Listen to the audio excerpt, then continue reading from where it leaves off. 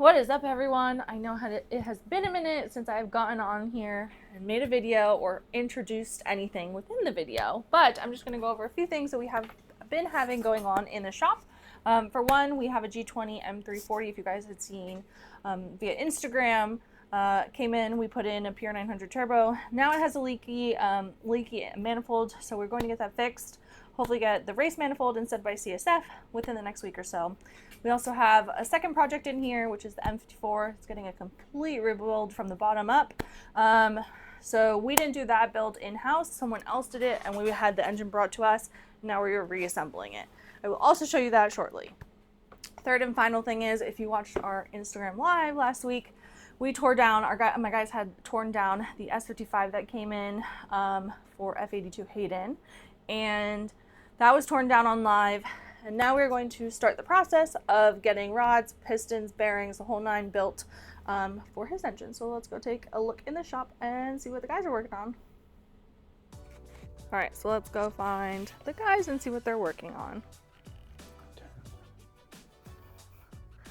Found someone. Hey, what are you working on over there? Hey, what's up? So this is an S55 that we're doing a full engine build on. We went live with this last week and we did the teardown on Instagram Live. This is pretty cool. This came out of an M4. We didn't do the removal. The customer actually pulled the engine out, brought it to us, and we're going to be doing the engine build on this. So let me show you what's going on. Unfortunately, we made a couple of discoveries while we were tearing this bad boy down. One of them I'll actually show you now. So the first one was this guy was running a 4-pin 2-piece crank hub. And unfortunately, we actually found this out on the live as we were doing the teardown. Let me show you. So this is a 2-piece 4-pin crank hub, S55. Hard to see probably in this shot, but the gear over here is cracked. So we are in talks with the manufacturer to see what exactly happened and what the failure was. We didn't do this install. We do know who did the install, and they are a professional facility. So the crankshaft was drilled correctly. The bores are deep enough, so definitely not an install error. For what it's worth, if you guys want to drop in the comments what you think was the reason behind this failure, this is a manual transmission. So that F82 is a manual 6-speed. So that problem number one that we came into, and I'll move this crankshaft over real quick so I can give you guys some insight into the issue we found with the cylinder head, which is a big problem, but this is kind of a known issue on these S55 cylinder heads. So let me just rotate this bad boy up. It's a little heavy. This one's going to be tough to see on camera, but on the exhaust side, which is over here, from the valve seat all the way over to the spark plug recess on every single cylinder is cracked. So we have a fracture, we have a hairline fracture that goes, it actually runs up the threads on the spark plug, comes to the valve seat on 1 to 6, which is not good. So yeah, some folks will say, well, that we're not going to do that. We are going to source another cylinder head. Furthermore, if you look here, we got the plugs out of 1 and 2 and then 5 and 6. As you can see, 3 and 4 did not come out. Let me show you what happened when we tried to pull spark plugs 3 and 4 out. So we have plugs 1, 2, 5 and 6, right? And then 3 and 4.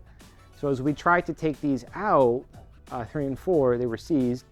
Reached out to the owner and said, hey, you know, we really only have one option here, and that's, you know, send it and try to take this out. And they snapped clean off. So again, these were also professionally installed, and this looks like it was either a lean condition or things got way too hot. But yeah, so at that point we kind of knew the chances of us drilling this out were slim to none. So when we actually popped the head off and realized that we had those little hairline fractures there, it is what it is. We gotta get another head. So the crank is okay. We're working with the manufacturer. It sounds like so far they're going to do the right thing and send out a replacement, which is good. So basically what we're in the process of now, back on the block, is we're measuring our bores. And we have our equipment over there. We have our dial bore gauge. We have our mic.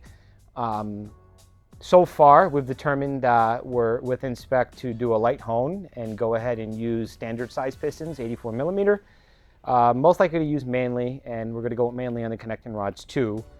So that's good. The block itself is fine. Let me see if I can actually pull the pin for you real quick. Yeah, you know what? Hold on, I'll be right back. Let me pull the pin over here, and I'm going to quickly spin this puppy around for you guys.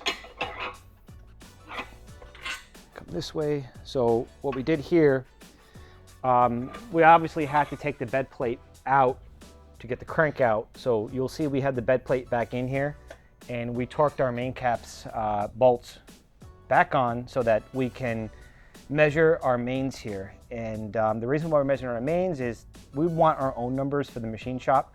We have a really good machine shop who's local. They do great work, but that doesn't mean that it doesn't hurt to have our own numbers. Just as a reference point, if there's any discrepancies moving forward, we can go back and reference our own measurements. So we're in the process of doing that. And then once we're done measuring our mains, what we're gonna do is we're gonna go in and measure our crank, right? So that's actually next on the board. And how we're gonna do that is we're actually gonna use this mic right here. And you're gonna come in here, gotta clean the crank, and we're gonna measure all of our journals. That's gonna come out to a number. And that's essentially how we're able to measure our bearing clearance, which is super important. Either way, again, it's always good to have your own numbers, but we're gonna send the block out, the bed plate out, the crankshaft. We're gonna source a used head. Everything is gonna get sent to the machine shop, do a light hone. We're gonna do a line hone too. That's the right way to do things. And then we're gonna build the entire rotating assembly in-house. Bottom and top end, rods and pistons, cranked, everything is getting installed in-house. We're gonna slap a new head gasket on here, slap a head on there, torque the head studs down, valve cover, some of the accessories that were left on when the engine was dropped off, water pump, vacuum pump, high pressure fuel pumps, clutch and flywheel, and then call the customer and say, hey, you're good to go. And we're building this for about 1,000 horsepower. So pretty neat. This engine was running full E for the last 20,000 miles, and that's not bad. These are stock rods. A lot of folks called this particular guy out, said he had a built engine. He didn't. These are the stock fractured rods from the factory. These are stock pistons, which are produced by Molle.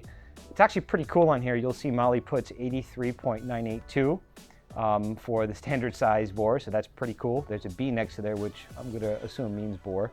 So that's pretty cool, but the skirt looks great. The block looks great. So we're in pretty good condition so far. All we really have to do is, get to a conclusion with the manufacturer on the crank hub and also work out a situation with this cylinder head. We're still trying to find something. So that's that. This is probably going to take another 2 or 3 weeks before we have this one out the door ready to go. Over here, we got this M340.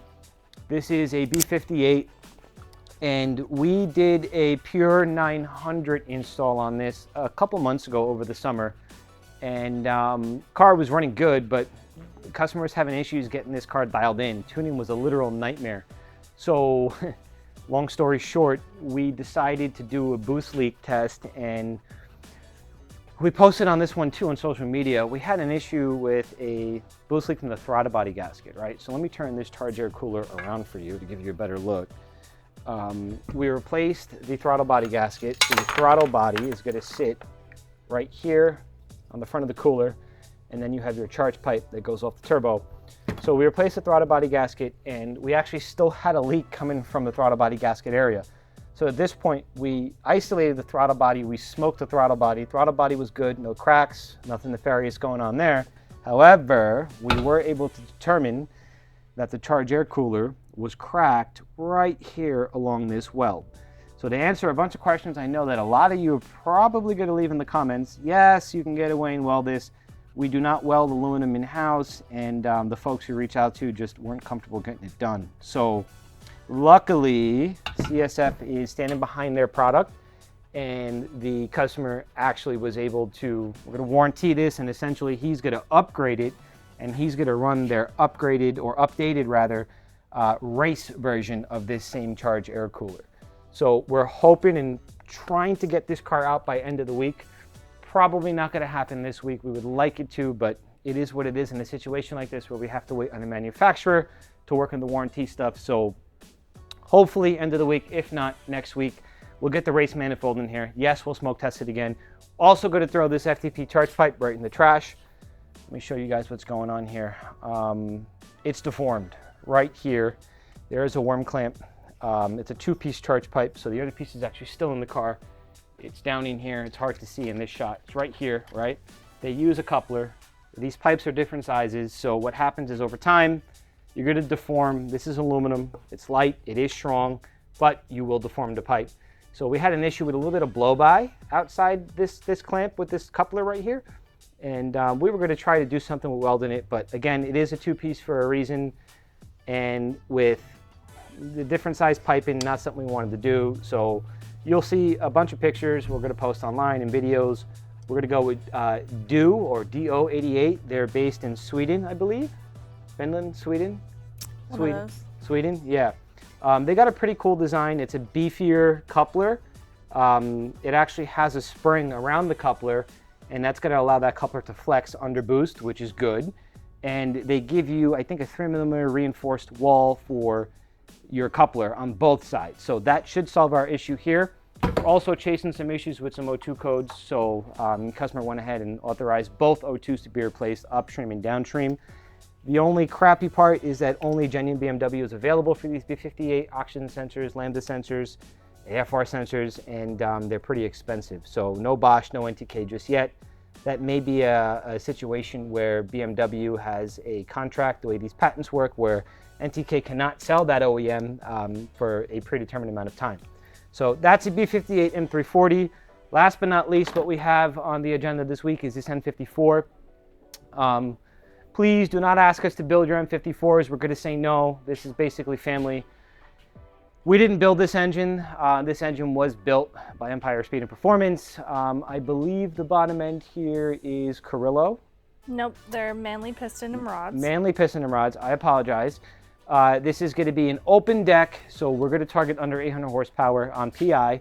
It is running a 6266 ball bearing turbo. Yeah, so let me turn on the light. I don't know how well this is going to work with that camera. I don't know if we see any sort of interference with that camera. Shaking a little bit, but it's not flickering. bad. What about now? Is it better? All right, it is what it is. It's the best way to show you guys. So we have to send out this turbo to get fully rebuilt, which we did. You'll see here, one of the problems we ran into was the fit-in for the oil feed was cracked. I'll show you that in a second. So we ended up, having to pull this back out, and we actually ended up making our own AN line for the turbo drain. If we look down here, you'll see, I'll show you the online. I think I tossed it in the trash, I'm not sure, but they used worm clamps on this turbo drain line, which you're never supposed to use. There's an AN line here or AN fit-in rather, for a reason. Never supposed to use a worm clamp. And just so you guys know, these clamps you see here, this is some titanium heat shield that we have here, because this line's going to run dangerously close to this manifold. We don't want things to get too hot. So with that being said, that's why you see this here. If I pull this back, and I'm going to have to wash my hands, you'll see that we installed this fit-in properly. That braided line is pressed into this fit-in, and then you screw your collar down over here. So that's how you do that. We have Vargas fit-in for the bottom, the oil adapter for the oil drain. We're using a Vargas fit-in. All right, and on the table over here, we have the wastegate. So this is going to be a dual gate setup. These are Tile MVS 38mm gates, and we were about to put these in the car, and Nassim was about to get these hooked up to the dump tube with these V-bands, and then I said, hold on a second. It completely passed my mind. Let's check and see what springs we have in here, because this can become a tuning nightmare.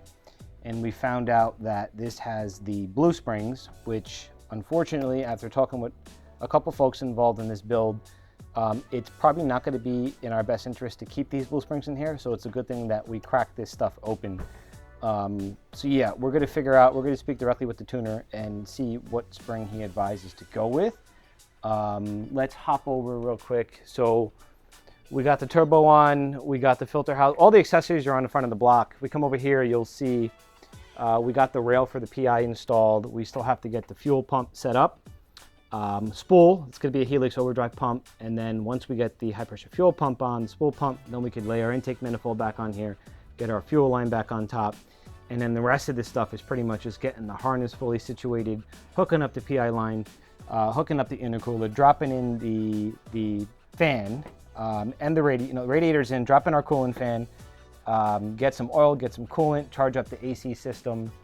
And I believe the only thing we need to really look into on this build is going to be the low pressure fuel pump. So figure out what's going on with the low pressure fuel pump, some odds and ends, throw the headlights back in, and then the plan on this one, like I said before, is shoot for something under 800, which would be pretty cool. We're going to take this to the dyno once we break it in, and hopefully make some power, and hopefully get this guy to get this car out to the track and do some road racing. So that's pretty much it. We're going to try our best to touch base in a week and keep you guys updated on what we got going on in the shop. So stay tuned. Thank you.